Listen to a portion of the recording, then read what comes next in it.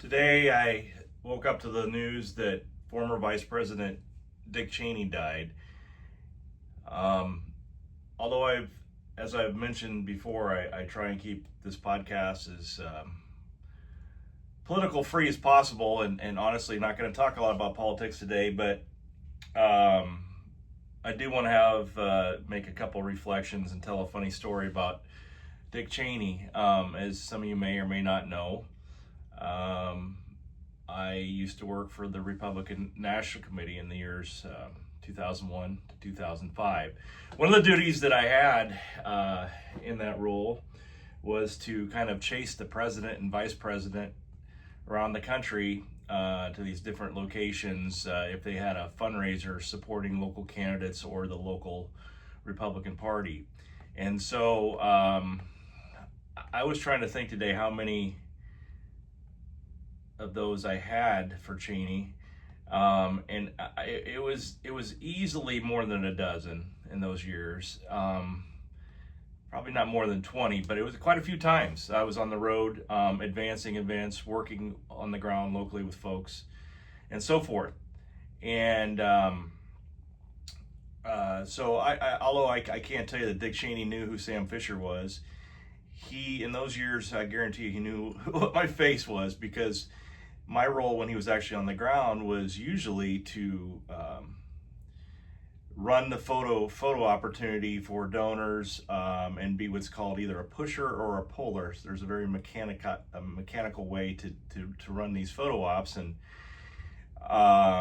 with Vice President Cheney, it was the same every time, and we could do 75 photos in a matter of 8 or 10 minutes, if not quicker. And so that's what I did. And so I'm sure in those years he probably knew my face and so forth. It was just interesting because I got to see him up close, and he reminds me a lot of myself, honestly, in the sense of that he's kind of he was a Midwesterner. He was born in Lincoln, Nebraska. He was kind of a take no shit kind of a guy. If he had a principle, he certainly was not going to back away from it. He was going to advocate for what he believed in. And but he was a no nonsense kind of guy. And so in photo ops, I mean, he was as stoic as what you see. We would the advanced people would tape down a place exactly for him to stand, and he would not move around a lot. He would just stand right on the X, and you'd get your picture taken with the vice president. And I wouldn't say he wasn't warm, but I would say he wasn't. He wasn't gregarious. He would, he'd just say hello, and that'd be about it. Which reminded me this morning when he passed away of a story that is probably my favorite story from my years of working at the Republican National Committee. I was in Boise, Idaho in September 2002. I was on the ground for about 10 days in advance for an event that we did for the party and for their local office holders there, the governor and senator and Congressman Butch Otter. There was a gentleman in Idaho by the name of J.R. Simplot. Google him. Interesting guy. Talk about a cowboy. 8th grade, like my grandfather, had an 8th grade education. And he was, I believe, 93 at the time. And he lived to be 99. But we knew that he had paid for the event, but weren't exactly sure if he was going to show up or if he wasn't going to show up or whatever. And he's a local legend. Now, this just background on J.R. Simplot. J.R. Simplot was, he started with nothing. He was born to a large family in Iowa, and had, when he was in 8th grade, he kind of, I'm not sure if he was estranged from his parents, but he moved away, or I think they were in Idaho, but he got into the potato farming business, and as a result, be one of the most successful potato farmers in the world, I think. And he also had a mega business. Again, he started with nothing. that went into technology, and he was in the fertilizer business, a lot of ag products, that kind of thing. So just a very, very successful guy that did everything by himself and started with nothing. And so he's kind of legendary in Idaho, and anybody that sort of knows about business knows who J.R. Simplot is. So fast forward to September 27th, 2002. We had this event in Boise, Idaho, and I think the Boise Civic Center there. And so as usual, I'm running the photo op, and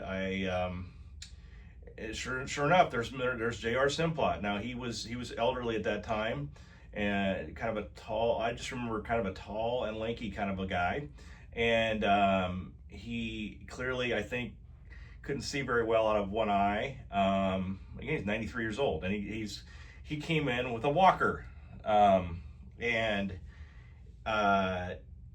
he basically owned the room. Now, so the scene was, you come in behind a curtain, and all of a sudden there's somebody we call it who's a pusher, and then the vice president, a couple of flags, and then I was on the other side as a poller, and then there's a Secret Service agent not far from me that's the standing post there, and then the vice president's advance guy, his name is Brian McCormick, was also there, and I think Dan Wilmot, his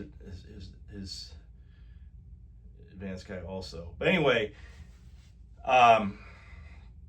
I remember the scene like it was yesterday. So he comes in with this walker, and he's kind of got his back to the camera, and it was kind of awkward because you got to get the guy turned around so he's facing the camera to get his picture taken.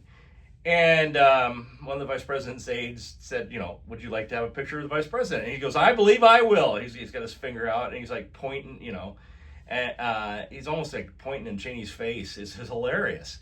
And so he turns around, and I think the picture, I would love to see that picture, because I think when they took the picture, it's a picture of the vice president and J.R.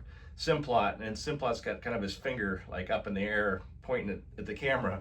It's hilarious. And so the funny part of the story was when he just, he kind of exits, and I'm not going to, my job was to pull a guy, but I don't viciously like pull a billionaire out of the line who's got a walker, right?